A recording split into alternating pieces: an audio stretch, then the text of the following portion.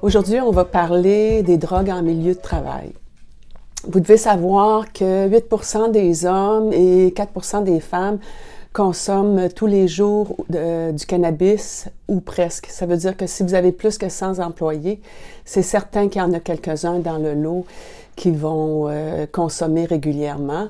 Et comme l'Association canadienne des médecins du travail et de l'environnement recommande de ne pas consommer en dedans de 24 heures en dedans de 24 heures du moment où on se présente au travail, surtout si on a des emplois qui sont visés à la sécurité, bien c'est certain qu'il y a sûrement quelques-uns de vos employés qui mettent les autres collègues de travail à risque là, par leur manque de vigilance. On peut mettre des gens qui sont directement impliqués dans le soin des patients, ça pose un risque pour la population.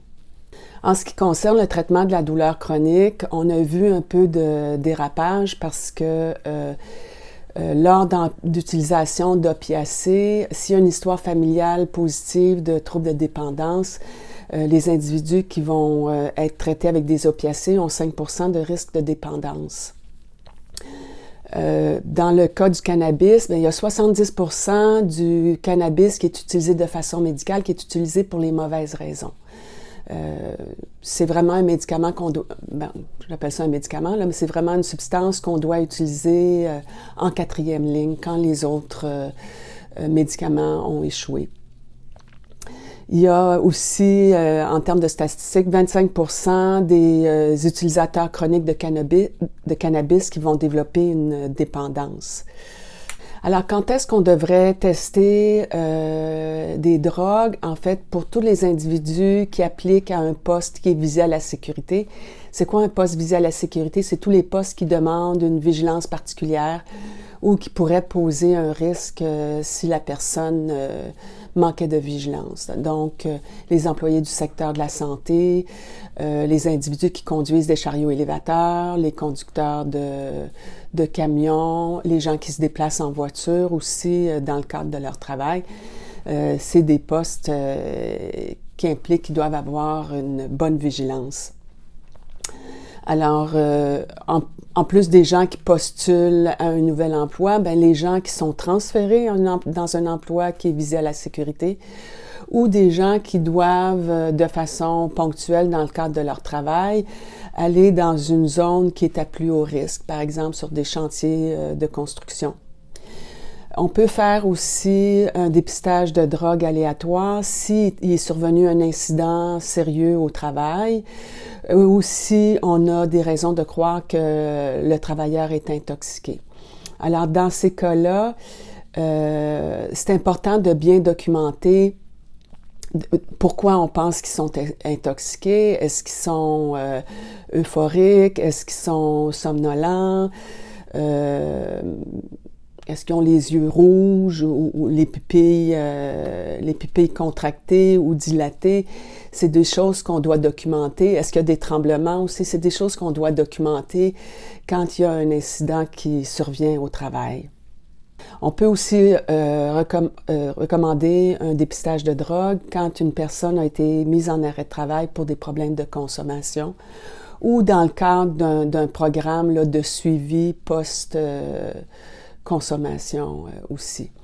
Les études ont montré que quand on fait des dépistages de drogue aléatoires chez des gens qui ont eu des problèmes de consommation puis qui reviennent au travail, ils ont plus de chances de rester abstinents.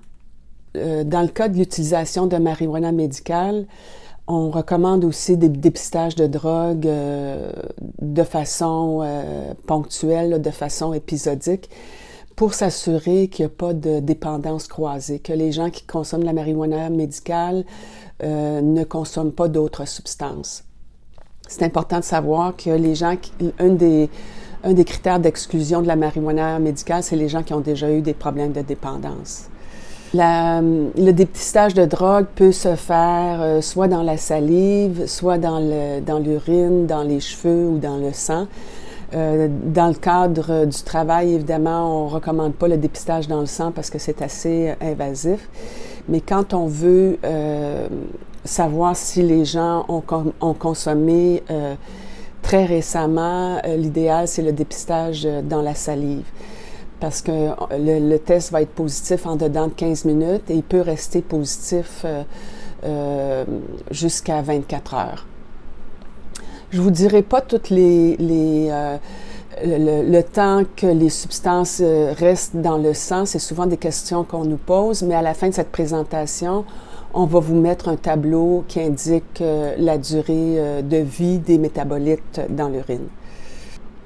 Alors, il y a deux types de tests qu'on peut faire. Il y a un test qualitatif et un test quantitatif. Habituellement, ce qu'on fait, on va faire un dépistage soit dans la salive ou soit dans l'urine qui va nous dire s'il y a de la substance ou pas. Et quand le test pour la substance est non négatif, c'est-à-dire positif, à ce moment-là, on va faire un dépistage quantitatif pour vérifier quelle quantité exactement il y a soit dans l'urine ou dans la salive.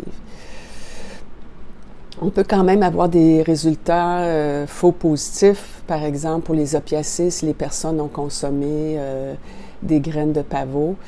Dans les cas du dépistage dans la salive du THC, si la personne a été dans une salle fermée où il y avait des concentrations élevées de cannabis dans l'air, à ce moment-là, le test de la salive pourrait être positif, mais c'est très rare. La fumée secondaire, il faut vraiment qu'elle soit en concentration très élevée pour que le test soit positif.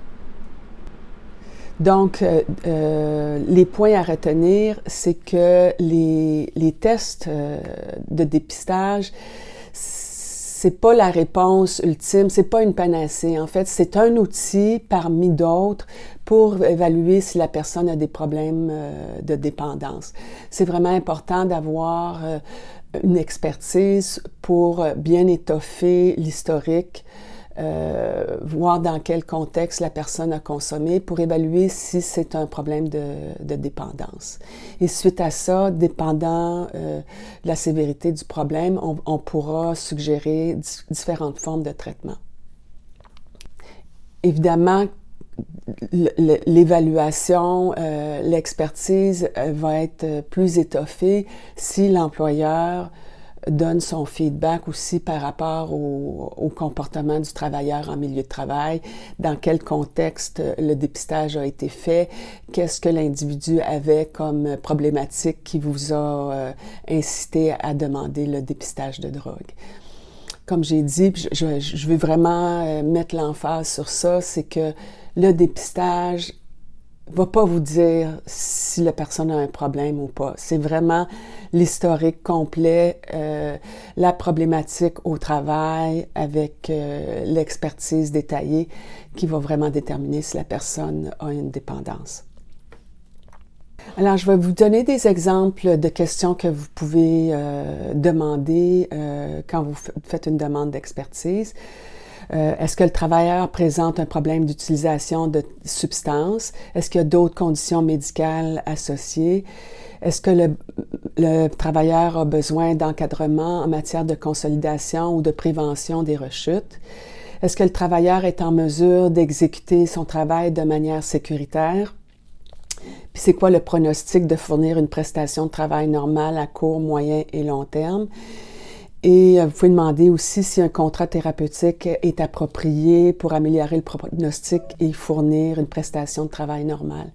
Parce que le dépistage de drogue, l'évaluation des problématiques de drogue en milieu de travail, c'est important que ça soit intégré dans un programme global de prévention. C'est-à-dire que vous devez avoir un programme en milieu de travail de prévention de la consommation de drogue. Qu'est-ce que vous faites advenant une problématique de consommation? Est-ce qu'il y a des conséquences? S'il y a aucune conséquence, ben votre programme, il ne vaudra pas grand-chose.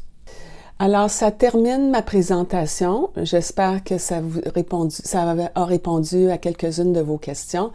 Et n'hésitez pas à nous contacter là, si vous avez des problèmes, des employés à problème dans votre entreprise pour lesquels vous suspectez un problème de drogue.